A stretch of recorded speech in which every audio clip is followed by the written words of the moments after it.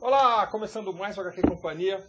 E hoje, gente, a gente vai falar de uma coisa bem diferente, um negócio um pouco mais incomum do que a gente costuma falar. A gente vai falar de quadrinhos, óbvio, mas eu tô com um pessoal aqui que tem um projeto muito interessante. Eles estão misturando várias mídias. Como é que é assim? É isso. Eles estão misturando várias mídias. Eles partem de um livro contando uma história. Esse livro vai virar história em quadrinhos, que vai virar videogame, que vai virar série de televisão, que vai virar cinema, que vai virar longa-metragem, que vai virar box de DVD. E que vai virar sua cabeça. Exatamente. Podia perder essa. Então, é uma coisa interessante porque é uma coisa muito comum lá fora, né? Vários projetos são pensados de uma maneira mais linear, né? Cobrindo todas as mídias. O Japão, principalmente, tem muito disso, né? Quando eles pensam numa animação, eles já pensam imediatamente no game, pensam imediatamente na história em quadrinhos, eles pensam em tudo, né? Num possível longa-metragem para cinema, e é uma coisa que eles estão corajosamente trazendo isso para cá, né? Com o projeto... Dá licença um pouquinho, tá aqui. Que é o Red Luna, né? Lançado pela Gutenberg, que, para quem não sabe, a Gutenberg também lança quadrinhos pelo selo Nemo. E nesse livro aqui, que fala de vampiros, tem uma história em quadrinhos no final. Que foi o Snake que fez. Isso. E que mandou muito. E a gente vai falar a respeito desse projeto aqui, que é bem legal. Eu tô na metade do livro, eu não consegui terminar. Mas a gente vai falar do projeto do livro, a gente vai falar da história e de toda essa mística que se criou em cima desse projeto, que é muito legal, né? De levar para outras mídias, e quem sabe você que está aí, que também tem um projeto, também não começa a pensar isso de uma forma mais abrangente, que é realmente bem interessante. Eu queria começar apresentando a turma, né? Começar por você. Eu sou a Letícia, ou a Leti do projeto. Nesse projeto eu só fiz a capa. Você só fez a capa? Internas, E algumas ilustrações internas. Deu uns palpites também, mas só. Se limita aí pra minha participação. E como que é uma garota trabalhando com vampiros, que é uma coisa tão em moda hoje? Eu não sei, porque garota trabalha com vampiros, as pessoas pensam em Crepúsculo, sabe? Exatamente. Tem uma certa versão a Crepúsculo. Ah, uma garota que levou do Crepúsculo, isso é muito bom. Acho que Tem duas aqui. Não, Eu nunca me conto. mas você não conta nunca, você é diferente. Ele é lindo. Não, então, eu acho que Crepúsculo, na verdade, ele foi criado uma história à parte, que a mulher resolveu se apropriar do termo de vampiros. Pra mim, aquilo não é vampiro. Vampiros não só vampiros não são bonzinhos, vampiros não são vegetarianos. Vampiros pra mim são Drácula. Não, realmente, vampiro vegetariano é o melhor, né? Justamente, sabe? Assim, vampiros são vampiros. Você não pode simplesmente chegar e criar um novo personagem, uma nova raça, uma nova espécie, que seja de monstros, que ele tem uma característica completamente diferente e é denominado vampiros. Pra mim, Crepúsculo não é uma história de vampiros. Com certeza. Mas assim, pra mim, Crepúsculo é aquele Drácula do Bram Stoker, sabe? E isso aí é aquele monstro que ele só se alimenta, que ele quer se apossar. É instinto animal, praticamente. Isso, praticamente. E o mesmo ser que, aliás, a origem é o lobisomem, né, de certa forma. Porque exatamente. o Drácula se transformava em cachorro. Sim. Então não tem essa rivalidade também que eles colocaram, que eu sei, de lobisomem com vampiro, sabe? Isso não existe. Assim. O RPG também usa muito essa rivalidade pra fazer jogos. Então, não sei se ela se baseou em RPG ou qualquer coisa, mas se você fosse basear nas histórias mais clássicas de vampiros, isso não existe, assim, não é uma coisa que, olha, sempre foram rivais, não é fato. Ao lado nós temos o Gabriel. Eu coescrevi, né, com a história do Marcos. Eu ajudei, na verdade, assim, o universo é inteiro do Marcos, eu acho que é sempre bom. Na verdade é assim, né? Acho que a minha contribuição é mais enciclopédica, assim, no projeto, né? Então, assim, eu dou algumas diretrizes de pesquisar mitologia YZ, e o Gabriel, ele preenche isso de um jeito que fique interessante e que não seja um dicionário, assim, né? Então... O roteiro, o argumento é seu e o roteiro é dele? A gente faz um negócio a quatro mãos bem integrado mesmo. Vocês misturam argumento e roteiro com os dois? A gente até chegou assim, o Gabriel escreve, eu até escrevi uns pedaços também, daí ele escreve em cima, a gente se xinga e tal. Bastante. Perfeito. Mas eu achei muito interessante, porque foi o que a Letícia falou, assim, a história é muito gostosa de ler, ela prende a atenção logo nos primeiros momentos, assim, porque você falou assim, quando a gente estava conversando lá fora, você disse que o livro começa a engrenar mesmo na metade. Eu não concordo, eu acho que o leitor tem que ser cativado logo de início e de maneira lenta, não pode ser uma coisa muito pesada, porque senão a leitura pesa, né? A leitura fica muito, você não consegue ler durante muito tempo. Você tem que dar um respiro. E você conseguiu fazer isso no livro muito bem, assim.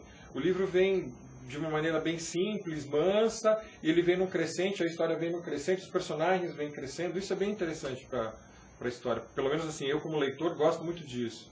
E é terrível porque, assim, como ele é ambientado na Rússia, né? Tá. Tem muito material aí que a gente pena, né, pra achar. E assim, esse livro é ambientado em 1812, que é mais ou menos século XIX, que é a invasão do Napoleão. Então, a gente tem que ambientar na Rússia, que já é um negócio exótico, e ainda em 1812. Então, tem coisas que existiam naquela época que já não existem mais. Tá. Então, é uma pesquisa louca que a gente tem que fazer.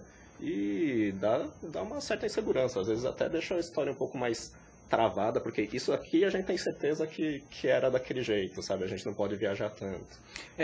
Tem um momento mais pro final do livro, sem estragar nada, que a coisa está se passando dentro do Kremlin, que na verdade é uma grande fortaleza, né? Você tem uma parede enorme protegendo uma cidadela dentro. E o herói tem que entrar, tem que dar um jeito de conseguir atravessar a parede do Kremlin. E a gente tentando descobrir como é que estava nessa época, e deu o rolo de, nessa época, mais ou menos, eles estarem reformando certas coisas. Então a gente estava com medo de fazer uma coisa que não fosse historicamente certa. Tá. Que a gente deu um monte de furo, provavelmente, se algum historiador for pegar, deve encontrar. Mas a gente se esforçou muito e tentar até colocar algumas curiosidades de vez em quando, na medida do possível. O grosso da pesquisa histórica é certamente crédito do Marcos, porque eu não tenho cabeça para gerenciar tanta informação ao mesmo tempo que nem ele. Tá. Mas assim, desculpa até. Eu achei legal uma vez que o Gabriel falou sobre o Valente lá, né? Então que o Valente era uma história que tinha 1 zilhão de inconsistências históricas, mas é uma história super agradável, é bem bacana. Te dá um mood, né? Mais ou menos. Então, bom, vamos fazer uma história que tem um mood mais ou menos de Indiana Jones junto com o Código da Vinci, uma coisa assim, e assim, tentar fazer o melhor possível, mas lógico que o ideal seria a gente visitar a Rússia, trazer uns livros. No mundo ideal realmente seria isso. Lamentavelmente a gente mora no Brasil, leitura aqui não é uma coisa fundamental para ninguém, né? A gente não tem incentivo do governo, nem educação, nem nada. E quando a gente vai procurar uns sites russos para pesquisar sobre a história, é Google Translator e vem aquela coisa macarrônica de inglês. Exatamente. Assim. Então, exatamente. Tá meio terrível. Pelo menos ainda existe isso hoje, né? Sim. É uma coisa com uma ferramenta que a gente não tinha anos atrás, né? Sim. Realmente, você tinha que se esforçar muito. E ali, sentado na cadeira do Palmeiras, que deve estar torcendo de raiva, um corintiano roxo, né? Que é o ilustrador. Ele é o ilustrador, ele de castigo que chegou atrasado, ele ficou sentado na cadeira do Palmeiras. Eu sou o Carlos Snick, como o povo me conhece, né? E eu ilustrei o livro, né? E espero não ter destruído aí o trabalho do pessoal. Não, você fez um trabalho muito bom. Você realmente fez. E a história em quadrinhos também é sua, né? A história em quadrinhos no final. O roteiro é do Marcos e a arte é minha.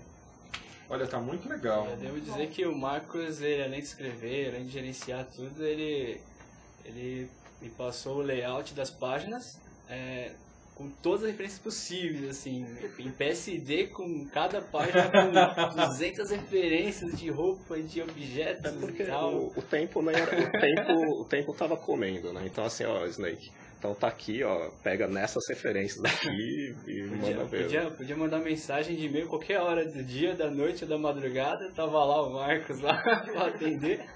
Perfeito. Eu percebi uma coisa, você tem um traço que lembra um pouco o mangá e o traço europeu, né? Que é uma coisa mais fina, mais limpa. Isso foi para esse projeto ou o teu traço é realmente esse aqui? Não, para esse projeto foi uma coisa mais ou menos assim, mesmo que eu gosto muito do estilo meio... Eu não vou lembrar o nome do artista agora, mas é o traço meio Street Fighter. Sabe? É uma coisa mais shonen, assim, mais... Tá. Sabe? Você tem uma ligação com mangá e anime, então? Sim. Tá. É que ficou evidente aqui no olhada na história que tem uma coisa meio de mangá, mas ao mesmo tempo tem uma coisa europeia, né? Que é aquele traço mais fino, as aquarelas em tom pastel, isso é bem europeu isso. Eu acho que o pessoal do mangá vai me odiar por eu falar, mas eu acho que o mangá puro, do jeito que ele é, não sei se ele é tão vendável assim hoje em dia, assim, sabe? Acho não, que ainda é assim. Não sei, eu acho eu já acho que rola uma certa resistência um pouco, que o povo já malhou tanto em cima do estilo de mangá puro que a gente tá querendo fazer uma coisa um pouco mais disneyizada, assim, sabe? Tá. O próprio Turma da Mônica Jovem, ele não é mangá puro, por mais que ele fale que não, acho que não. Então, aliás, esse que seria o traço É o mais estilo, vendável no Brasil. estilo mangá, mas com uma coisa mais nacional. Justamente. Eu acho que esse estilo que seria o caminho Mas certo o mangá aqui. O mangá ainda vende bem aqui. É que o mangá, hoje em dia, ele virou um leque gigantesco, né? Esse é o grande problema. Assim, você tem algumas características, mas é gozado. A gente volta no pai do mangá, né? Todo mundo gosta de pegar o Tezuka, mas o Tezuka é uma cópia do Disney também, né? Na verdade, até chegar... Disney, exatamente. Então, mas ele ainda tá... Ele é meio que uma transição já. Então, assim, eu acho complicada a história de você falar isso é mangá, isso não é mangá. Porque o mangá realmente é uma tendência mais do que um estilo, né? Sim. A gente procura pegar o jeito de contar no mangá, né? As câmeras, fazer um negócio um pouco mais dinâmico. Um pouco mais dinâmico. E eu achei interessante a história, porque até a parte que eu li, parece que está havendo um rompimento num clã vampiro, é isso, né? Sim. Dá para dar uma sinopse curta sem entregar o ouro? Não. A trama básica do livro é que você tem um garoto, que é o Miguel, e o Miguel, ele basicamente ele é um órfão que foi criado pelo tio na taverna dele. Que isso fica no País Basco, né? Então o que acontece? Ele tem como figura paterna um tio, que era um pesquisador linguista, uma figura meio Indiana Jones mesmo, aventureiro. Só que esse tio foi embora quando ele ainda era relativamente jovem e largou ele com a moça que cuida da taverna, que é uma espécie de mãe adotiva para ele também, que é uma cigana. Então ele tá lá e um dia aparece um conhecido do tio dele, procurando documentos do tio.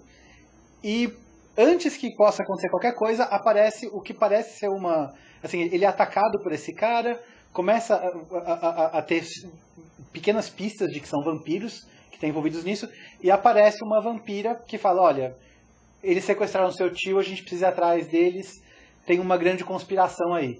Então a conspiração realmente vai crescendo a partir disso, e eles vão, na verdade, seguir a rota que o Napoleão está fazendo para invadir a Rússia. Que é o que acontece, né, em 1812. Obviamente, todo esse backstory, como você falou do rompimento, das coisas que estão acontecendo, você tem uma conspiração, certamente, acontecendo aí, mas a gente, na verdade, existe uma macrotrama desse Red Luna, que a gente pensa, na verdade, a gente tem um plano para, sem exagero, mais de 2 dezenas de livros que a gente já são... que é uma coisa um pouco, assim... A ideia, na verdade, o que é? Você tem várias tramas em paralelo acontecendo. Então, essa é a primeira parte de uma trilogia. Esse ano nós vamos lançar ainda, daqui a alguns meses, as primeiras partes de outras 2 trilogias se ambientando em épocas completamente diferentes. E tudo isso vai, aos poucos, se cruzando e tecendo uma trama maior. É um projeto grande e ambicioso. Sim, inclusive, eu não sei se a gente consegue mostrar imagens. Sérgio, tem um pendrive com imagens aí? Pega a primeira aí. É porque daí eu queria mostrar mais ou menos o que é cada clã, o que a gente pensa em cada clã vampiro. Essa é uma ilustração... Essa daí é a imagem de abertura mesmo, né? É o projeto. É o seguinte, então assim, existem 3 clãs de vampiros. Os Devas, que são vampiros mágicos, os Varnis, que são vampiros de sangue, os vampiros tradicionais, e os Auras, que são vampiros de alma, de emoções. Então a gente começou esse livro com o vampiro mais tradicional.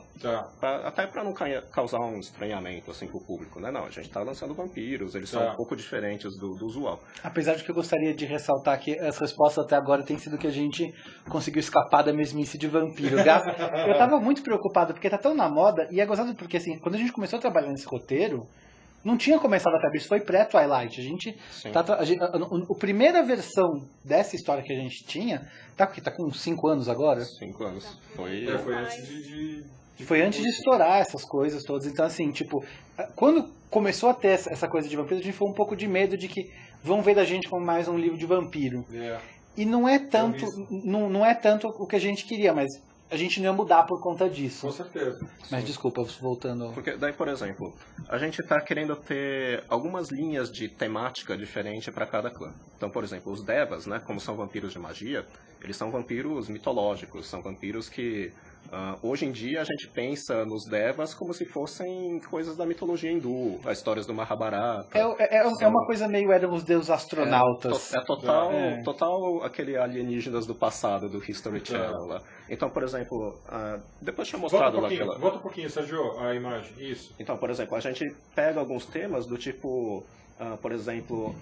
A pirâmide, que tem algumas teorias conspiratórias que falam que a pirâmide, na verdade, é a grande pirâmide, né? É uma usina de energia que converte micro-ondas. E, por exemplo, aquela do lado são remanescentes de o que se supõe ser uma explosão atômica na antiguidade. Então, dizem que no Mahabharata hindu, você tinha guerras atômicas mesmo, com discos voadores, com uma porção de coisas assim. Então, na verdade, aquilo lá é tipo um enfeitinho maia ou asteca, agora não sei, mas que lembra um avião. E tem todos esses mistérios mesmo, assim, de, nossa, será que no passado existia tecnologia avançada, esse tipo de coisa? E é toda essa temática que a gente quer pegar para os Devas. Então, na verdade, tudo que é avançado e a gente não entende hoje em dia é porque os Devas tinham essa civilização mágica muito avançada. Tá. Então, os Devas, eles meio que... Eles se alimentam de sangue também? Não, eles se alimentam de magia. Magia. Sim. Então, antigamente a magia era uma coisa natural. Era uma... Tá. A magia nos humanos era uma coisa natural. Aconteceu alguma coisa na macrotrama da história que fez com que a magia sumisse. E agora os Devas só estão ressurgindo agora. Tá. Depois tem... Volta um pouquinho, Sérgio. Não, pode ir pro próximo. Pode ir pra frente, isso aí? Então, por exemplo... Você é bem renascentista. Isso daqui é uma imagem lá do Napoleão. Então, os Varnes são os vampiros de sangue. Então, a temática que a gente quer pegar para os Varnes são as guerras, são as grandes pestes. Por quê? Porque, assim, quando os Varnes eles acompanham as grandes desgraças, eles podem fazer o que eles quiserem, certo? Então, quem que sem vai... ser detectado. Exatamente. Né? Se morre 1 milhão de pessoas, quem liga para 1000 que morreram aí de um jeito esquisito, né? Tá. Então, os Varnes, eles são os pastores da morte, eles vão atrás das guerras mesmo. Tá. Então, tanto é que nessa trama, né, desse livro, eles estão indo atrás do Napoleão porque é o grande piquenique deles, né? Tá. E uma das coisas que a gente queria colocar também é que os Varni, eles são extremamente orientados por sucesso, né? Eles estão sempre muito querendo... eles têm uma meritocracia, certo? Mas, ao mesmo tempo, eles são extremamente... Eles têm uma mentalidade monárquica. Então, você tem a questão do valor do sangue, quem transformou quem... E isso gera uma certa corte que eles levam uma autoimportância muito grande. Então tem certos traços de personalidade deles que a gente acha importante fazer. Então por isso que o foco meio desses livros dos Varni, eles têm esse lance que é conspiração histórica. A gente pega muito isso de como a gente vai ligar nos livros futuros com coisas que estão acontecendo politicamente no mundo inteiro e como eles estão, na verdade, de certa forma, manipulando os governos humanos. Então tem um monte de coisa assim que vai... Então ele tem uma leve vertente Dan Brown, assim, de querer pegar essa coisa, de na verdade, pegar algumas curiosidades históricas e mostrar o que seria esse bastidor fictício. E nesse livro... Eu acho que esses são os meus preferidos já. Eu seria uma vampira dessa, seria diplomata. Mas daí tem os auras ainda, que é no próximo slide, né? Próximo, Sérgio, por favor. Você vê que eu escolhi a dedo, né? Tá. Então, os auras são os vampiros de emoções, de alma. E como eles são os mais fracos fisicamente, né? Então eles têm a força de um humano, mas eles têm esses poderes de ler as emoções. Eles são extremamente empáticos. Sim. Tá. Então eles se organizam em gangues. Então eles realmente... o tema que a gente quer passar com os auras são Yakuza, as tríades chinesas, a máfia russa. Então tudo que é o submundo a gente quer tratar com o tema dos auras. Inclusive assim... Na verdade, o Red Luna, ele é um universo que você consegue falar meio de qualquer coisa, na verdade. Tá. Então, se eu quiser falar de anjos, dá para falar de anjos.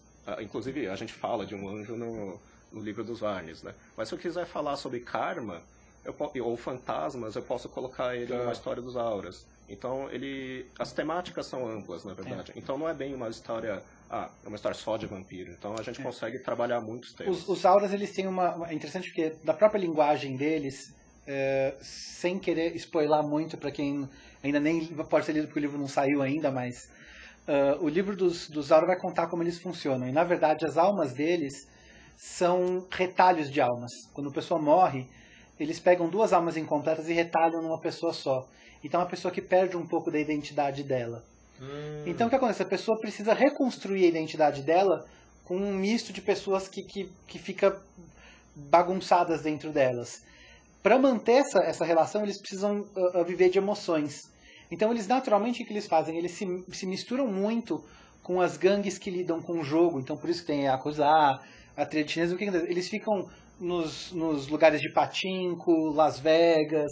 Eles vão... E o que acontece? Porque é um lugar bom de você, na verdade, mexer com a emoção das pessoas e que eles conseguem ficar fora da luz, que eles também, ao contrário dos Devas e como os Varni, os Aura também não podem ir na luz do sol. Então eles têm essa coisa meio noturna. E o que acontece? Na criação da identidade deles, eles, na verdade, inventam uma persona nova. Então eles têm um leve toque também de super-herói.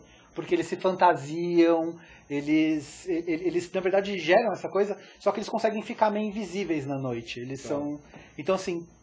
Diga. Continua. Posso terminar a pergunta. Não, mas é basicamente isso, assim. Então, tipo, eles têm um quê, assim, de super-herói, uma coisa de quadrinho mais ocidental, de como eles se definem, como eles estão... Essa figura meio do anti-herói, com esse lance da empatia, mas com a apresentação do super-herói tradicional. Essa coisa de pegar outras emoções, é possível ter um vampiro assim, mas que se aproxime do que eu conheço como malcavianos? Porque pensa, é um vampiro que pega uma emoção de uma pessoa que, não sei, é psicótica. Pega uma emoção de outro que é assassino, então ela fica com essa consciência louca, ou ela é completamente consciente? Então, o que acontece é o seguinte, obviamente, nós temos diversos, assim, quando a gente começou a série, a gente, antes de começar, na verdade, eu acho que é um ponto bom pra gente entrar, que a série, na verdade, quando a gente começou a bolar ela, na verdade o Marcos, né, eu não posso tirar o crédito, porque a ideia original é dele, era um jogo de cartas colecionáveis tipo Magic. Então, o que aconteceu? Antes da gente ter a história pronta, mas a gente tinha uma ideia geral de qual ia ser o embate entre esses 3 grupos diferentes, mas era um jogo de cartas colecionáveis. Então o que aconteceu? A gente fez os personagens primeiro. Então o que aconteceu? A gente começou a bolar os personagens de novo, grande maioria feito pelo Marcos, mas assim, esse é um cara que ele é meia alma de um arqueólogo que acabou misturado com não sei o que, e ele foi... Então a gente foi criando esses personagens antes eles terem uma história. Quando ele me chamou para escrever o livro dos Aura, ele literalmente pegou e falou assim, olha... Essa é a regra dos Aura. Tá aqui alguns personagens, se vira. Nossa, mas que legal, né? Adoro chefes assim. Não, mas assim, apesar de tudo, ficou fantástico. Eu acho que assim, no final das contas foi legal. Assim, eu tenho um problema que eu não consigo fazer a pesquisa e eu não consigo ter a visão macro que o Marcos consegue. Em compensação, o Marcos, às vezes ele pega e traz uma história... Sem querer, desculpa, ele vai ficar bravo comigo agora, mas eu tenho que falar a verdade. Quando ele passou a história original para esse dos Varni, caía naquele erro do episódio 1 do Star Wars. Não tinha protagonista a história. É que é um foco muito mais em trama. Né? Então, assim, depois... lógico que depois de 4, 5 anos malhando ferro frio aí, né, a gente a gente é voltado a personagem, é voltado a dramas, entendi. Então a gente tem esse problema, assim, tipo, eu não consigo fazer as coisas que ele faz, então assim, a gente trabalha muito bem junto, porque ele tem algumas figuradas também nessa parte de narrativa mesmo, né? Então assim, a gente complementa muito bem o trabalho um do outro. Assim, o Gabriel, ele tem uma teoria mais forte, eu acho, sabe, com o negócio do arquétipo, que tipo de história a gente consegue fazer mais ou menos parecida para amarrar isso daqui, sabe? Como é que vai ser o crescimento do personagem ao longo da história. Então, tipo, mas essa daqui, a relação entre elas seria muito melhor se fosse desse jeito. e não desse jeito jogado que você fez, assim, sabe? Então... E deixa eu perguntar uma coisa pra você. Deixa eu só terminar, porque eu não respondi a pergunta dela no final das contas, eu não esqueci. Não corta Respondi. Então, o que acontece é o seguinte, a gente na verdade bolou vários personagens e existe uma variedade enorme entre os personagens Aura, especificamente.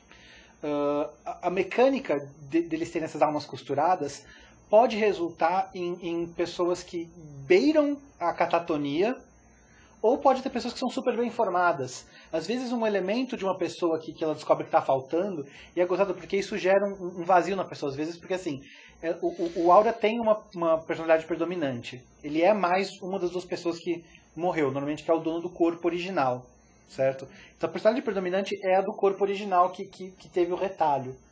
Só que tem alguns casos que como isso é feito por outro Aura, às vezes o Aura é inexperiente ou não sabe, você tem toda essa gama de possibilidades. A maioria dos personagens que a gente vai ver nas histórias vão ser pessoas que vão ser predominantemente a pessoa que morreu naquele corpo, com elementos meio largados, assim, que vão gerando isso. Mas tem alguns personagens que são completamente como... Assim, a gente tem alguns planos de colocar alguns personagens que escapam muito, que são esquisitos e tal, mas eles vão ser em ocasiões especiais, no geral. Eles vão ser... A ideia exatamente é criar isso, entendeu? Que quando aparece um desses, você vai falar, yes! Sim. Você vai chegar... Então a gente salva pra ser uma coisa especial. São os mais loucos, os que beiram, assim, os mais pirados, porque são esses são os mais curiosos pra mim, porque você pensa que eles são realmente loucos, mas na verdade eles não são. Mas louco é quem acredita que eles são e não acreditam neles. Então esses são os meus preferidos, fora todo o misticismo, todo o mistério que envolve. Então, por favor, não, mas isso é interessante porque, assim, até por questão da empatia, dos auras serem muito empáticos, essa questão, como você falou, de você entender o lado verdadeiro da pessoa, é interessante. Eles são livros muito mais... com os personagens interiorizados mesmo, né? Tem muita divagação, muita... Então, assim, os livros auras são especialmente legais de escrever por causa disso. Eu não sei agora qual é o preferido.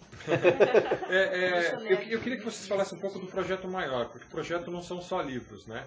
Vocês pensaram em games, você falou, inclusive, tocou no assunto de card game. Então, são tudo isso, história em quadrinhos, que você me comentou lá fora também, que Sim. também está sendo planejado história em quadrinhos, que aí você vai usar o talento dos dois aqui. Na verdade, demais, né? Porque a gente tem... São vários artistas envolvidos. Então, por exemplo, no próximo livro, né, que é dos Devas, foi a Leti que desenhou basicamente tudo, né? Agora, no livro dos Auras, não, daí é outra artista que eu tenho que chicotear ela, que ela tá me devendo uns desenhos, mas assim, são vários artistas, acho que são 6 ao todo aí. Eu queria... E esse projeto todo vocês estão fechando com a Gutenberg Nemo? Na parte de livros. Na parte de livros, quadrinhos sim. Não. Também, quadrinhos sim, porque como eles têm essa parte da Nemo, inclusive, né, então eu acho que é bem legal. Mas, por exemplo, se a gente fechar outro tipo de projeto, de games, esse tipo de coisa, não. Daí aí não tem nada a ver, tá. Sim. Mas o projeto envolve game, envolve card game também, ou o card game foi só o primeiro... Então, como isso, na verdade, assim, a gente teve essa dificuldade de vender o card game porque a marca não era forte. Então, a gente foi pro livro para começar mais, para ter realmente... começar a cultivar a marca. Sim, porque senão é um risco, né, para quem investe. Porque, por que eu não pego o do Pokémon, por exemplo, né? Porque exatamente. Eu não pego do Yu-Gi-Oh! É bem mais conhecido. Exatamente. Por que o seu é legal, sabe? Então, não, a gente tem histórias, tem personagens, vamos fazer livros, vamos crescer uma base de leitores e vamos fazer o projeto acontecer com os outros produtos, né? Eu queria até, assim, depois tem os slides... Ju, dá uma olhadinha nos slides aí, mas... Eu sou o chato que fica pedindo slides aí. Isso é? Então, por exemplo, eu queria contar alguns dos personagens para depois entrar um pouco no card game. Tá bom. Para vocês verem como o background, na verdade, ele foi pensado como jogo mesmo, porque eles têm poderes, têm coisas específicas, né? Então, por exemplo, essa aqui é uma personagem mágica, do clã dos Devas. Droga. Então... Eu chutei a hora. Inclusive, a cor da pele dos vampiros é diferente, né? Então, Devas tem pele roxa, Barnes tem pele avermelhada e Auras tem pele azulada. Tá. Então, assim, por exemplo, essa daí é uma oráculo. Mas você vê que ela mexe com esses fiozinhos, umas coisas assim, né? Tem um pouco da simbologia também, que ela mexe com os fios do destino, esse tipo de coisa. Mas, por exemplo... Aurora! Opa! Volta um pouquinho, Sérgio. Mas, por exemplo, ela foi pensada como um personagem de card game, porque o poder dela é... Sabe aquele jogo do Cama de Gato? Você vai fazendo lá os fiozinhos? O Cama de Gato, na verdade, você tem várias formas, várias figuras que você pode fazer. Relâmpago, canoa, coruja, a lua cheia, o lago. Tem uns africanos que fazem até hoje, né, esse jogo de Cama de Gato, então eles inventam figuras novas, tipo a espingarda. Eu só consigo fazer o básico. Sim. Eu só consigo fazer o básico. Mas aquela personagem, ela pega as camas de gato e, por exemplo, eu conjurei uma espingarda e vou usar pra te matar. Então, essa daí é um exemplo de Deva. Esse daqui são exemplo de Varnes. Então, por exemplo, os Varnes, tem um subclã dos Varnes que são transmorfos. Então eles transformam em lobos, em corujas, em corvos, tudo que é bicho noturno, na verdade, né? E o outro do lado... Volta um pouquinho, Sérgio. É que ele muda automático, né? Por isso que ele está mudando. O programa muda automático. E aquela lá que tem uma seringa gigante na mão, ela é de um clã que é um clã healer, né? Um clã curandeiro. Então ela usa o sangue dela para curar doenças, ou o sangue dela para torturar as pessoas. Então, dentro de cada clã, né, dos Varnes e tal, a gente tem subclãs com poderes diferentes. É uma coisa bem... pra fazer lutinhas mesmo, sabe? Um contra o outro. E tinha aquele último lá, né? Aqui, então, você tem essa DJ aqui, né? Essa DJ Aura. Então, ela, por exemplo, ela guarda os fantasmas dos grandes roqueiros dentro dos CDs dela. Então, ela tem lá... Então, Jimi Hendrix. Então, tá lá. Então, tem uma parte, nossa, do Johnny Cash, exatamente, meu Deus. Então, tá lá o Jimi Hendrix guardado lá no CD. Então, quando ela quebra o CD e usa o Jimi Hendrix, assim. Então, esse é um pouco... Porque os auras podem lidar com fantasmas, por exemplo. Né? Agora, aquele do lado, que tinha máscara e tal, ele é um cara que lida com karma. Então, por exemplo, ele pode pegar o seu karma negativo com alguma coisa, pega, taca em outra pessoa. A outra pessoa vai sofrer a punição daquele karma. Eu não quero o karma do César. Perdi a vida. Você vai morrer triste, sozinha, solitária, velha. Não, eu tô aqui com você, Não, você vai morrer velha, caquética, bêbado, né, Sérgio? Ai, que absurdo. E bêbado, né, Sérgio? Fã de boteco, né? Aqui, já tem 3 perguntas, né? Então vamos lá. Deixa eu só procurar. Tá. O Alexandre perguntou qual é o público-alvo deste livro e se haverá outros volumes, mas essa você já respondeu, né? Aqui. E além disso, ele também 20, perguntou... Só 20, Alexandre. Só 20. Além disso, ele perguntou qual o valor do livro e onde ele pode comprar. E, aproveitando, morra de inveja porque isso aqui é meu. Então, vou responder só a parte da vendagem depois. Então, ele está à venda na Livraria Cultura, na Livraria da Vila. Na Saraiva ele está começando a entrar essa semana que vem. Provavelmente pelo site da editora você também consegue, né? Não, pelo site da Saraiva da Cultura você também consegue. Eu recomendo na Saraiva porque eles deram um desconto. Então, o livro está por R$ 35,90 normalmente. Na Saraiva está R$ 30,50. Opa! Então tem desconto. Então, se bem interessante. Se você vai no site da Saraiva, digita Red Luna, é o primeiro lá que você acha. Da cultura, né? E a inveja do meu livro, você pode comprar o seu, Alexandre, com desconto ainda.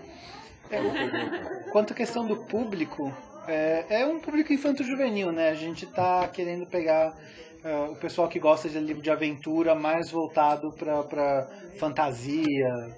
Mas aí você pega desde aquele público Harry Potter, que já cresceu, né? Porque o próprio livro do Harry Potter você vê num crescente, né? Então, é que assim, essa coisa de demografia hoje em dia é complicada, né? Porque você tem gente de todas as idades lendo Harry Potter, então fica um pouco complicado. Pra quem gosta desse tipo de coisa, então, eu também não posso falar nada. Eu gosto de livro, adoro livro, então também... Eu ia ter bula de remédio. Pois é. Então, assim, a gente faz focado pensando no pessoal infanto-juvenil, certo? Mas não tem contraindicação, no fundo, né? Mas o público que a gente aposta mais é esse. Olha, eu vou dar o meu depoimento pessoal aqui. Eu gostei muito do livro, porque assim, eu tinha que entrevistar, eu falei, vou dar pelo menos uma lida só por cima para saber como é que é. Aí sentei, televisão ligada, comecei a ler, li a primeira página, li a segunda, esqueci a televisão, aí li a terceira, li a quarta. A hora que eu vi, eu já tinha lido 3 capítulos. Esqueceu a vida. Aí eu falei, nossa, o livro prende a atenção, ele é gostoso, ele realmente é divertido de ler. Para quem está acostumado a ler revista de super-herói, a linguagem é bem parecida, tem a ver, assim, começa lentamente, depois o pau começa a comer feio, né? Apesar de que eu ainda não cheguei na porrada mesmo, mas tá muito legal, é bem gostoso de ler, realmente é bem gostoso de ler. Esse livro em particular, eu acho que ele tem muito dessa pegada do Código da Vinci mesmo. Porque, inclusive, são umas pistas meio gráficas até. Exato. Assim, ele é baseado no mapa de tesouro, né, que a gente pegou de um livro ortodoxo, na verdade, que existe mesmo. Então, a gente fez uma pesquisa em cima. Mas é muito visual, na verdade, né? Você pega aquela figura e tenta descobrir as pistas dentro das figuras. Então, por isso que nessas eu não sei se o público seria um pouquinho mais... O J.J. Abrams deu uma apresentação uma vez no TED que eu acho fantástica, não sei se vocês já viram, que ele fala sobre uma caixinha, que na verdade aquela caixinha que você não sabe o que tem dentro, a curiosidade faz aquilo ter um potencial infinito. Que é uma das coisas que o Dan Brown, a J.K. Rowling, entre outros, aproveita muito bem, que é você realmente atiçar a curiosidade de quem está lendo. Os livros dos Varney, especialmente, são bem focados nisso. Mas a gente, como for de Doctor Who também, a gente tem uma coisa que eu acho que o Doctor Who, essa série nova, faz muito bem, que é pré-planejar as coisas para já deixar as pessoas... Quando você assiste a segunda vez uma temporada de Doctor Who, você fala, meu Deus, o cara tinha deixado a pista pronta desde o começo lá. Como que eu não percebi? Então, na verdade, a gente pensa muito, por isso que eu falei essa questão do planejamento de longo prazo que a gente tem, porque a gente está deixando sementes de várias coisas. Os filmes dele, né? Ele joga na sua cara o tempo todo que o cara tá morto e você não percebe. É uma coisa mais ou menos assim. É que a escala é um pouco diferente, mas o conceito é o mesmo. E é interessante porque, na verdade, essa questão transmídia que a gente estava indo, né? Eu gosto de ressaltar o exemplo do que o Matrix fez lá atrás, quando eles lançaram aquele primeiro jogo. Porque, normalmente, como é que funcionava o licenciamento dessas coisas para mídia, né? Você fazia um filme, um desenho animado, uma história em quadrinhos, e vendia os direitos para fazer um jogo, uma lancheira e tudo mais. Só que acontecia, normalmente era um processo que acontecia em paralelo e separado. O pessoal do Matrix, na minha opinião, fez uma grande revolução que foi fazer o seguinte. Eles tinham a história pronta do arco que eles queriam narrar. Não iam conseguir colocar tudo no filme de qualquer jeito. Então eles pegaram a parte que era um pouco menos propensa ao tipo de narrativa do filme, mas muito boa para uma narrativa de videogame. Que foi aquele jogo que você joga com o Ghost e a Niobe, que foi o primeiro que saiu do Matrix. O que eles fizeram? Eu acredito em você. Eu não gosto de game. Então, não, mas só comentando. O que eles fizeram? Eles tiraram essa parte do filme, filmaram a ação com os atores de verdade, colocaram no jogo. Então o que acontece? Porque normalmente o processo é o contrário. Você vende o direito de transformar um filme ou um quadrinho em jogo, você tem uma equipe que precisa trabalhar com prazo apertado, porque precisa lançar junto, orçamento apertado, porque já gastou uma grana para pegar licenciamento, e sai aquela coisa que é um lixo. Porque você fica você tem que adaptar uma coisa que não foi feita para aquela mídia. Então nossa ideia é mais ou menos o contrário. Na medida que a gente foi elucubrando esse universo e todos esses mega arcos que envolvem tudo, tem coisas que são deixadas meio de lado.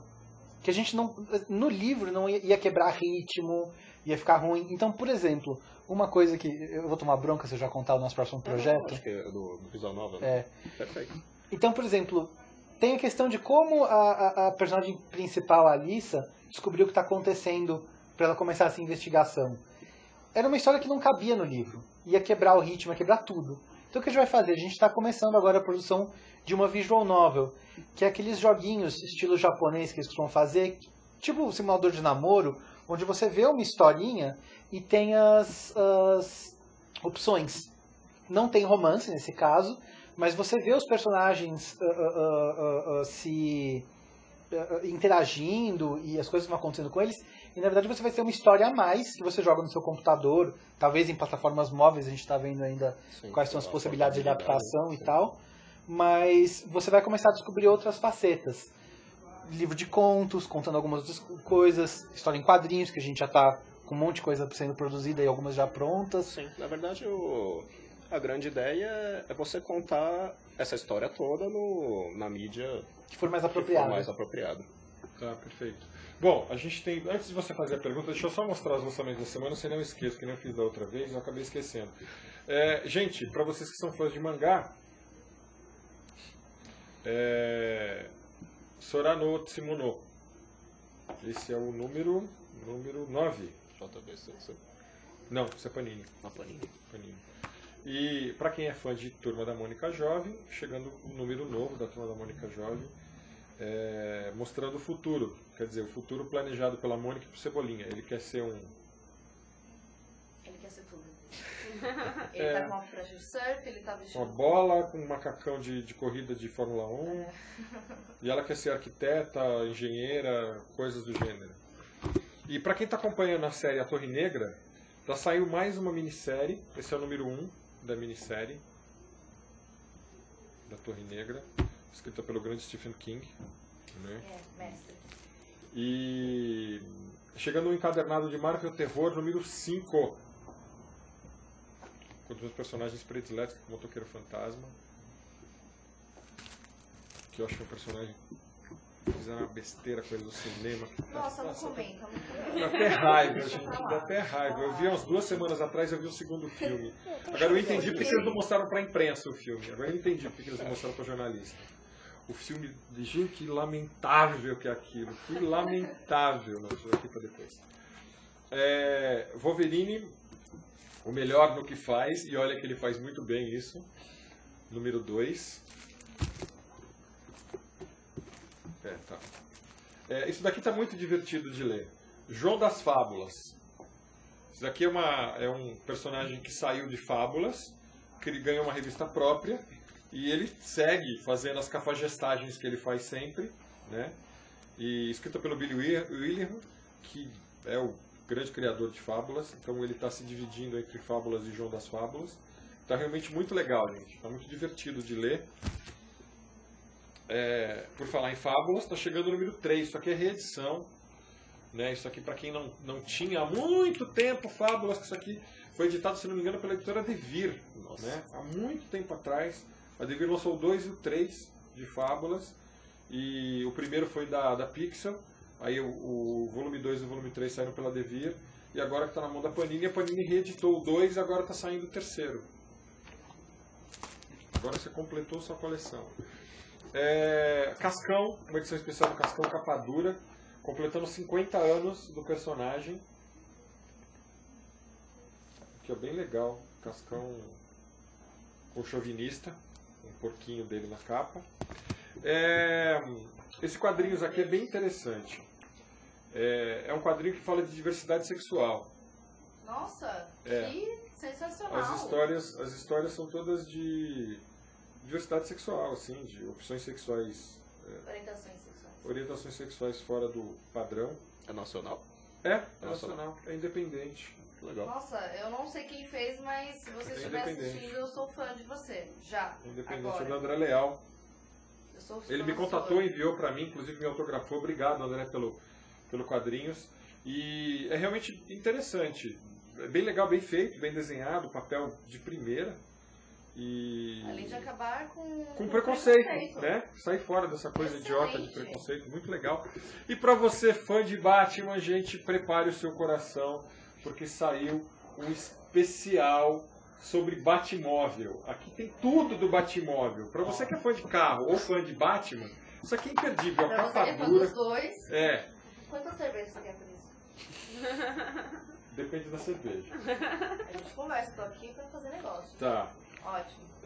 E aqui tem, desde o Batman lá dos anos 40, aí passa pelo clássico carro da série de TV com Adam West e vai para os carros do cinema. Pode abrir, mostrar alguma coisa?